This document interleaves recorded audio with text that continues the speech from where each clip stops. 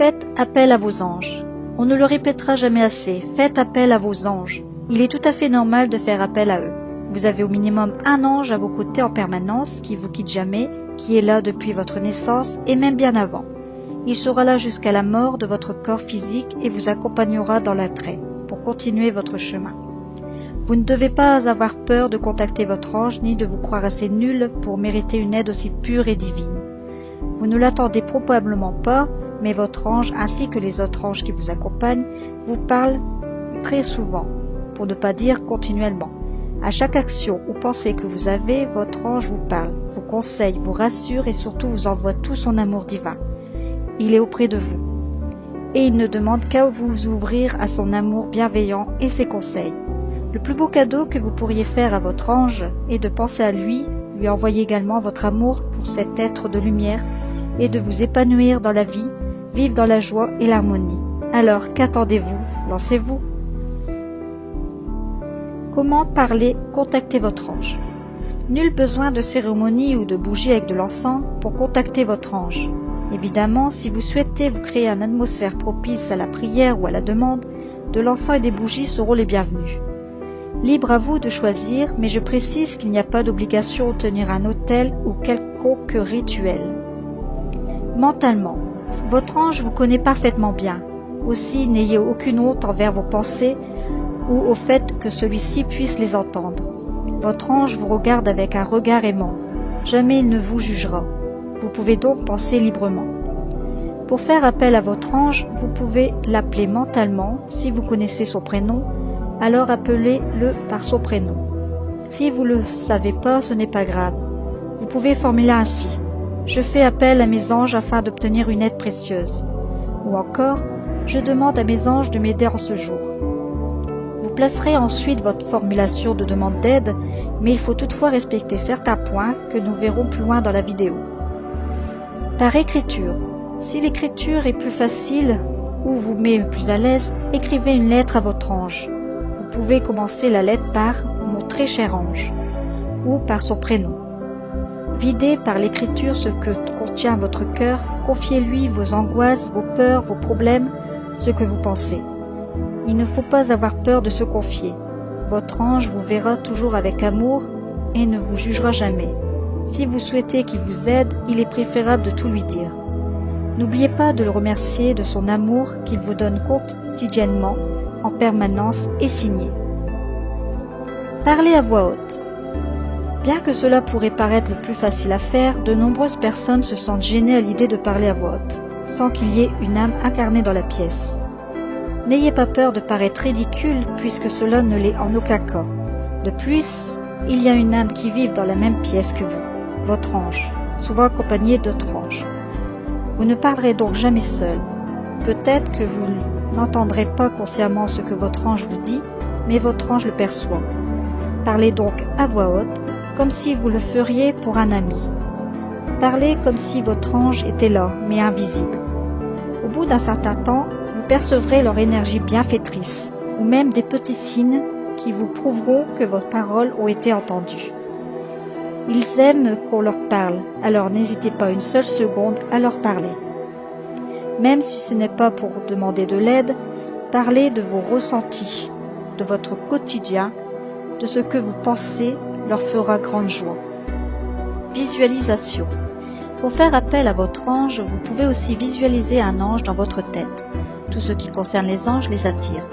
Vous attirez donc votre ange qui sera déjà très proche de vous. Vous pourrez ensuite passer à une méthode de communication avec lui comme vous le sentez.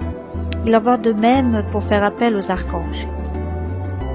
S'adresser aux anges. Il est important de vous rappeler que vous parlez avec des êtres divins purs. La politesse est donc de mise. Cela est toujours préférable et agréable pour tous. Si vous connaissez le nom de votre ange, appelez-le par son prénom. Sinon, vous pouvez l'appeler par « mon ange » ou « mes anges gardiens ».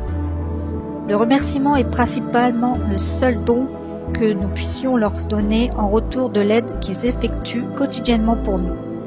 Il aimerait donc un simple merci de votre part. Ce n'est pas une obligation, mais c'est vivement conseillé. Votre ange vous aime et vous respecte. Il ne serait pas très sage de tout garder à soi. Vous pouvez également les remercier en leur envoyant de l'amour via le chakra du cœur. Ils aiment beaucoup cela, car c'est le signe de votre rapprochement avec eux. Et il n'y a rien de plus beau qu'un échange dans l'amour le plus pur et le plus divin qu'il soit. Formulez votre demande d'aide. Lorsque vous vous adressez aux anges, il est conseillé d'utiliser le moins de négation possible.